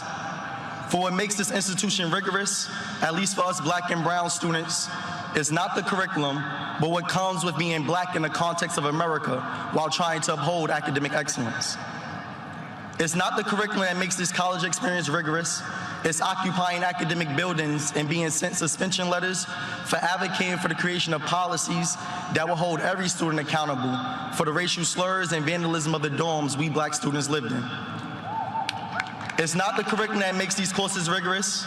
It's bearing witness to your Black women friends having a focus on academia while learning they have been stripped of their agency to choose whether to give birth or not, despite having the highest mortality rate. It's not the curriculum that makes these courses rigorous. It's being a first-generation college student and not having the ability to call home to seek guidance on how to navigate the collegiate space for you're the first to do so. It's not the curriculum that makes these courses rigorous. It's being a Black student in an educational system that justifies the omission of Black history through the use of the discomfort it causes our white counterparts when class discussions reveal the true history of theirs. It's not the curriculum that makes these courses rigorous. It's studying abroad in London while 10 elderly Black men and women are killed in Top supermarket just some miles away from here simply because they were Black. It's not the curriculum that makes these courses rigorous. It's having to work 3 jobs on campus to pay your rent and assist your parents in paying theirs. Some of us in this room understand firsthand that the scholarships and financial aid we earned were not just funding us as students, they were funding our household and a community. It's not the curriculum that makes these courses rigorous. It's looking at the news and seeing someone that looks like you with the same name, Jordan, being choked to death by a former Marine on a subway station and witnessing his mental health being used to justify his death. I say this all to emphasize the danger of a single narrative story, the danger of being left to formulate a preconceived notion of a community based on westernized media, and the danger of having a seat at the table to tell your own story. I often say that it's easy to dream, but it's hard to aspire to occupy a space that you have never seen someone that looks like you in. My presence here today will serve as proof to the next young Black man or woman that despite what comes with being a Black student at Syracuse University, it's possible to speak at the Newhouse graduation.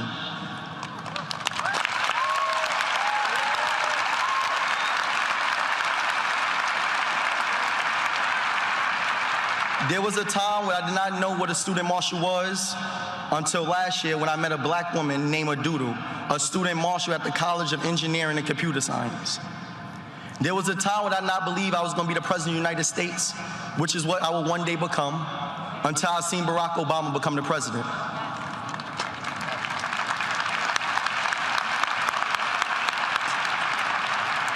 My presence today will stand as a symbol of inspiration for the Black people who hear this speech will be able to see themselves in the position I am in and aspire to do the same. I challenge my fellow graduates who are not of color to be mindful and intentional with the stories that you share, normalize, and teach your children. For those stories are used to formulate a preconceived notion of who we are based on the narratives you teach and the environments you expose them to. I challenge my fellow brothers and sisters to also be intentional and thoughtful about the stereotypes we normalize and perpetuate amongst ourselves. James Baldwin once stated that if the world does it to you long enough and effectively enough, you begin to do it to yourself. You become an accomplice to your own murderers. We must ensure that we do not become that accomplice and use our platforms to empower one another. To Syracuse and to Newhouse, I challenge you all to take accountability for the trajectory the media has taken. It is not one we should be proud of. For if we take pride in being the #1 communication school, we must also take ownership of the leaders and content creators for the media we consume, especially as we produce those who are the head of the newsroom. So we are only a microcosm of what the world will become. I challenge us all here today to denounce the stereotypes we have of one another, for the problem with stereotypes is not that they are untrue, but incomplete. As the legendary Nipsey Hussle once stated, the marathon continues. Stopped it, and there's... That right there was definitely a strong speech by that brother, Matt Manning. Incredibly powerful, and his repetition, I thought, was extraordinarily effective. I mean, you know, it's not difficult, or what did he say? It's not difficult because of this reason, because of that reason. It was incredibly powerful, I thought. And I thought it was important for him to speak directly to Syracuse and to some of what apparently were some slights while he was there.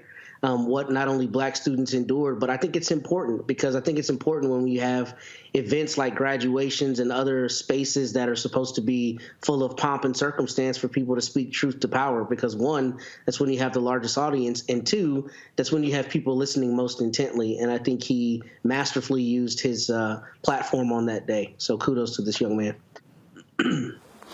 See, this is why Neon Bay in the control room, y'all can pull it, the video of the young girl in Philadelphia who high school graduation, and she does a slight dance around the stage, and this principal decides he's not going, the principal decides that they're not going to give her her high school diploma and ushered her off the stage. And now she's demanding an apology. The school district has said, look, there's no formal policy, and this is a thing that I'm just so sick of these people, Neon Bay, who do not understand what graduation is about. It is not about the adults.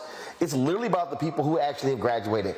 I'm not tripping if somebody dances. I'm not tripping if somebody hops. I'm not tripping how it's a joyous time, but it's also a serious time. So whether it is this type of speech, whether it's when folks are just excited about graduating, I just think so many adults are just screwing up graduation because, frankly, many of them are assholes. Well, listen, the young woman you're talking about in Philadelphia, I mean, they did this in the name of tradition, right? And they're being penalized because people in the audience snickered when they danced across the stage. So it was just some rule, and again, about tradition, that no one is supposed to make any noise, which I think is crazy and ridiculous, particularly when we are talking about young people, some of whom this might be the last time they ever have this opportunity. This might be the first time someone in their family has experienced this kind of joy, as the young man intimated in his speech from Syracuse. So I think all of these efforts to police children of all stripes are really about, notions of decorum and all of this. It's a graduation. Yes, there's a moment to be somber, but it's also a celebratory, joyous moment. And I think all of these calls, I mean, and even if you came up with something like, well, you don't want people screaming because you might not hear the other person's name. Yeah, we get that. But these moments weren't that. And yet you still find people who will say that it was right to humiliate this young woman, or that this young man, he said the right thing at the wrong time. And when is the right time to celebrate what you've accomplished? When is the right time to call out these institutions that are graduating our children and sometimes holding those same children in contempt? I think these are the things that people don't really want to talk about, so they deflect and talk about decorum and talk about tradition and talk about all these other things instead of what the core of it, what the substance of what that young man was saying. And really, this young woman did something that was totally inoffensive, but it was a violation of tradition. And Jesse, and look, and I think that, a lot of people will remember those words, and the reality is what you now see, how that video has now gone all across social media, it will touch some young person, some young brother who does not believe that they actually can do what that brother has done. Well, not just touching young people. I feel touched. I'm hoping that he has a law school application somewhere in the stack, because to have the courage and the poise to be able to deliver such a poignant message at a time when all eyes are on you, I think that that's a skill that he can really use to move forward in anything that he chooses to do. And I think it's far time that we allow the fullness of Black expression. I am a double HBCU graduate. I went to FAMU and North Carolina Central University School of Law. And we understand that at graduation, people are overcoming so many different obstacles that the rest of the world tends to want to ignore. And as a result, the graduations are very, very festive, and people will exercise the fullness of their celebration because we understand what each other has been through. And we also understand what has been done for us to get us here. There are sacrifices that are made by people who may never have a college degree, but they somehow contributed to making sure that you got one, right? So this is a day for us to celebrate. It's also a day for those looking on who've always wondered if they could do it. Or how to do it, to see somebody actually doing it so that you can go ahead and plot your trajectory, because we all have skill sets, we all have powers, and we all have a story. And our stories too often get overlooked when they shouldn't be. Well, Jesse, he's not going to law school. He is a broadcast digital journalism graduate. And so we clearly know what he's going into. So shout out to my alpha brother. Fantastic speech, Mr. Pierre. And so look forward to seeing you out here. Got to go to a break. When we come back, our Education Matters segment right here on Roland Martin Unfiltered on the Black Star Network. Hatred on the streets, a horrific scene, a white nationalist rally that descended into deadly violence. White people are losing their damn minds. As an angry pro-Trump mob storms the U.S. Capitol, we're about to see the rise of what I call white minority resistance. We have seen white folks in this country who simply cannot tolerate Black folks voting. I think what we're seeing is the inevitable result of violent denial. This is part of American history. Every time that people of color have made progress, whether real or symbolic, there has been what Carol Anderson at Emory University calls white rage as a backlash. This is the rise of the Proud Boys and the Boogaloo Boys. America, there's going to be more of this. Here's all the Proud Boys, guys. This country is getting increasingly racist in its behaviors and its attitudes because of the fear of white people. The fear that they're taking our jobs, they're taking our resources, they're taking our women. This is white fear.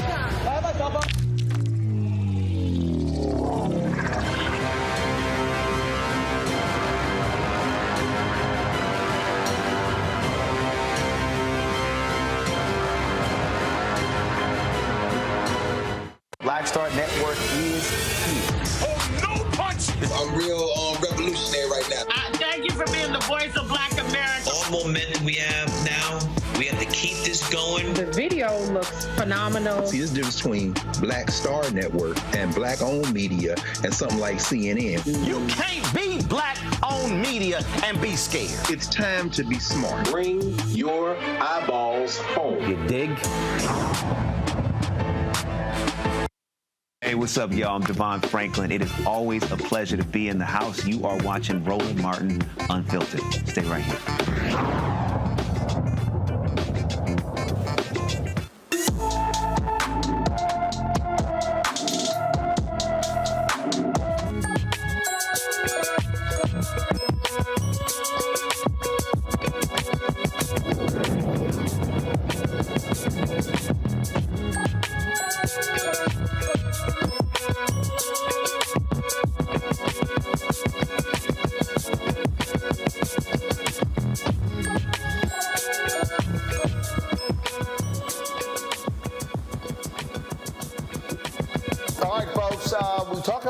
Education, we talk about the need to have more African Americans. You often hear people talk about STEM. What part of STEM in science is biology. So there is a new, not new, but there is an initiative that actually does that, trying its best to see more, to increase the opportunities for people of color, for young girls and others in this particular area. We're going to talk about that on today's show. And the thing, and here's a piece, and first of all, let me explain to people. But one of the reasons why we even created this segment is because people always talk about education. I think what happens is we talk about education in a process way. We talk about education in terms of battles for funding, things along those lines. But what we don't do is we don't highlight the sort of organizations, the sort of entities that are doing their work to increase more black male teachers, the folks we've had on the show to increase folks when it comes to the arts, again, when it comes to STEM, when it comes to science, when it comes to technology. And so that's one of the reasons why we have Education Matters, so you can actually get a better understanding of the folks. So this is called EmpowHER. It's called EmpowHER Institute, and specifically focusing on marine biology. Now, African Americans, 3% of marine biologists in the country, so there is an opportunity for there to be growth. And so there's an LA nonprofit that works with 12 to 17-year-old girls in this area. Dawn Brown, she's a president and CEO of EmpowHER Institute. She joins me now from LA. So Dawn, first of all, we talk about this camp. We talk about this camp. How long have you been doing it? Yeah, so we've been doing our social justice STEAM camp for 3 years now. Our organization has been around for 20 years, and this particular camp we've been doing for 3. And so why specifically this? Was there something that particularly happened? Yeah, so one of our initiatives is our social justice STEAM initiative in general. And when we really started, and we've been doing that for 20 years, but when you look at STEAM and you look at what are the areas that are oversaturated versus underrepresented, biology and science specifically is one that is underrepresented for BIPOC girls, specifically Black and Latina. We are an organization that only serves BIPOC girls. And so you just mentioned 3% of young people, of African Americans who go into marine biology or sciences, specifically any kind of marine science or ocean science. When you look at girls, specifically within that of African Americans, we're talking about less than 1.5%. So our girls, when we were doing our social justice, so when we were doing and our organization is all about breaking generational cycles of poverty and giving them the access and the resources and the skills in order to do so and become college and career ready. So when we decided to do our social justice STEAM camp, we went to our girls because we are a youth-led organization, and we asked them, what do you want? What is important to you? What social justice issues are important to you? And when they started thinking about a summer camp, the thing that came to them was, we want to learn about environmental justice. And so we decided, well, then let's do that. So we called upon a marine biologist, Black woman marine biologist here in LA. We partnered with her, and together, my organization and she created curriculum to do this camp. So that's how it came about. And what the camp really is is we take 30 girls. Now, we serve 1,000 girls a year, and we take 30 of our middle school girls. So these are girls between the ages of 12 and 15, and we put them into a camp for the summer. And they apply to get in, and we take about 100 applications, and we break it down. And they get it's a 5-week camp. The first 3 weeks of the camp, they are studying marine biology, and they're actually looking at the impact of climate change on marine ecology, and then comparing that to its impact and resiliency on marginalized communities. And so that's what they do in the camp. So they're snorkeling, they're kayaking, they're tide pooling, they're testing air quality, and they're looking at, my girls are coming from Compton, they're coming from Inglewood, and Watts. And so they're measuring the air quality in their community, and then they're going to, Catalina Island and Malibu and testing the air quality and trying to figure out why is there a difference, right? And what needs to change. And so that's the first 3 weeks of the camp, and they actually create their own projects. They learn coding, computer coding, and they create their own projects that are all about amplifying issues as well as trying to solve issues using STEAM in order to solve issues within the marine biology world. And then the last 2 weeks of that camp, we take our most mature girls, and they actually get to study on a science research boat.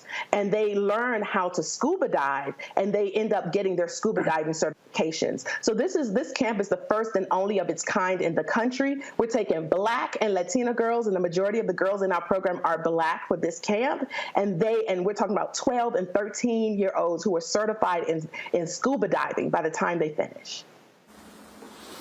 Questions? Jesse, you're first.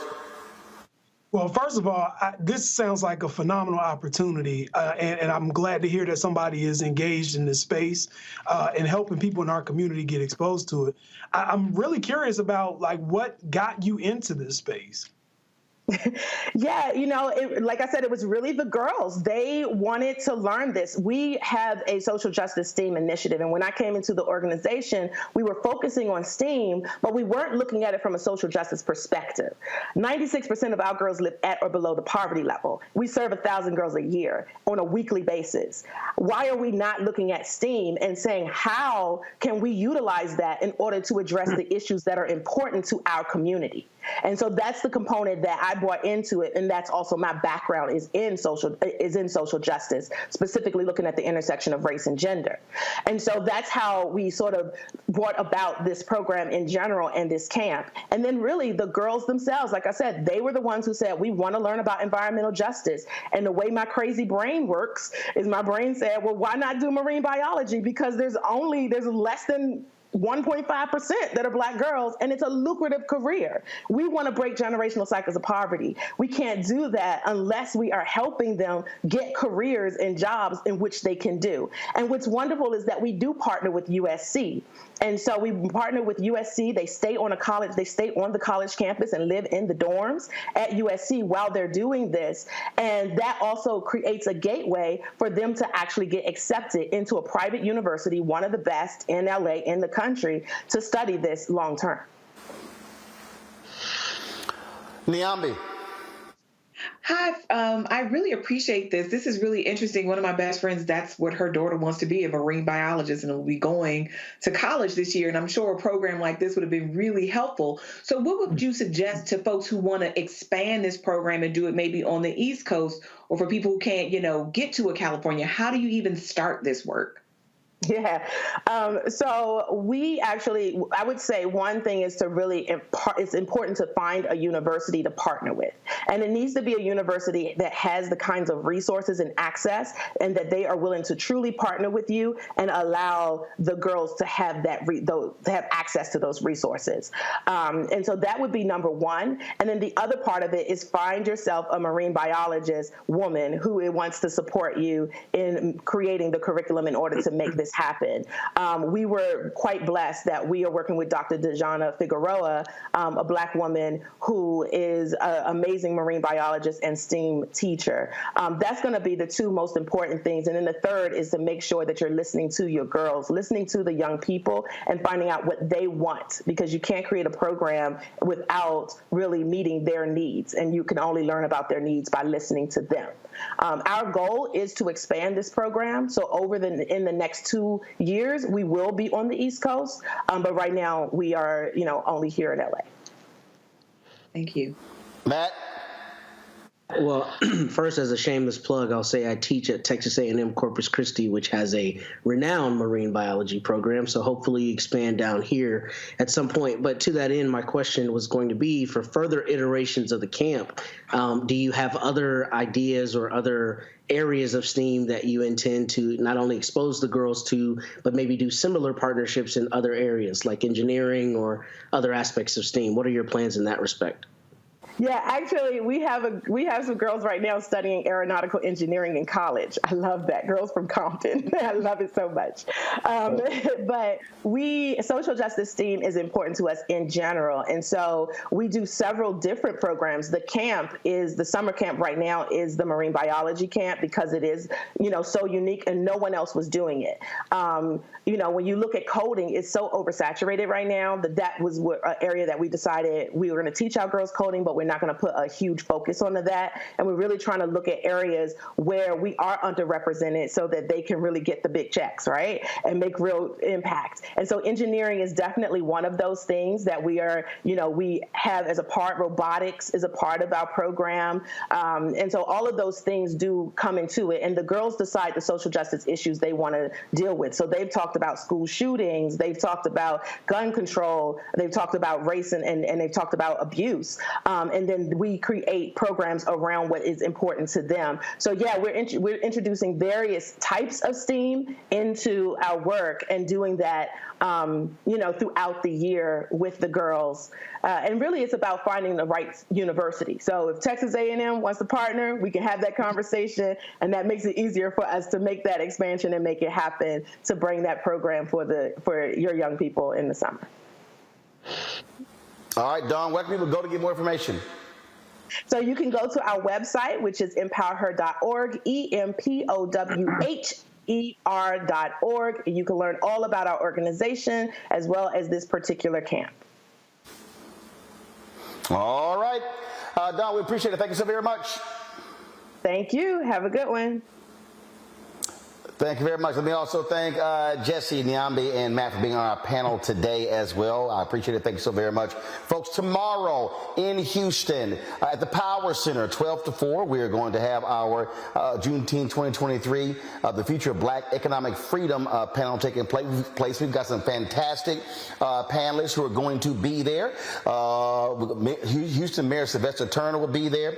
State Senator Boris Miles, Congresswoman Sheila Jackson Lee, Congressman Al Green, and so many others folks. And again, our focus is talking about, economic freedom for our people. So if you're an entrepreneur, you're a business owner, you want to do that, you want to be there, you are welcome to come out. It is free, open to the public. We just simply ask that you send us an email to RSVP info@RolandSMartin.com, info@RolandSMartin.com. Folks, that is it. I'll see you guys tomorrow on our live stream here from Houston, back in studio Monday, Juneteenth.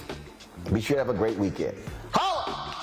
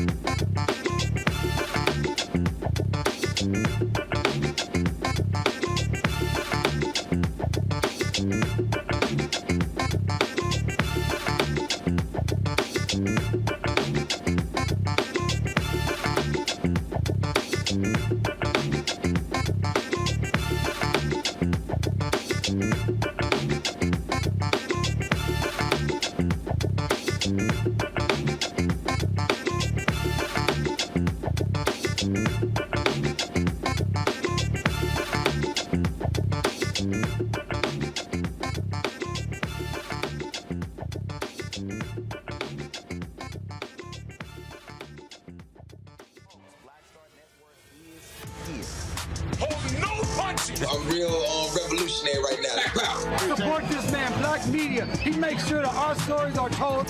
Thank you for being the voice of Black America, Roland. Stay black. I love y'all. All momentum we have now, we have to keep this going. The video looks phenomenal. See, this difference between Black Star Network and Black-owned media and something like CNN. You can't be Black-owned media and be scared. It's time to be smart. Bring your eyeballs home. You dig? Pull up a chair. Take your seat. The Black Tape with me, Dr. Greg Carr, here on the Black Star Network. Every week, we'll take a deeper dive into the world we're living in. Join the conversation only on the Black Star Network. Hi, I'm Dr. Jackie Hood Martin, and I have a question for you. Ever feel as if your life is teetering and the weight and pressure of the world is consistently on your shoulders? Well, let me tell you, living a balanced life isn't easy. Join me each Tuesday on Black Star Network for A Balanced Life with Dr. Jackie. We're all impacted by the culture, whether we know it or not. From politics to music and entertainment, it's a huge part of our lives, and we're going to talk about it every day right here on The Culture with me, Faraji Muhammad, only on the Black Star Network.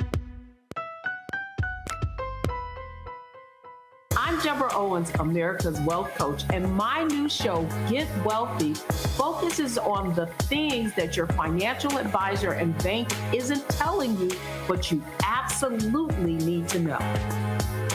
So watch Get Wealthy on the Black Star Network.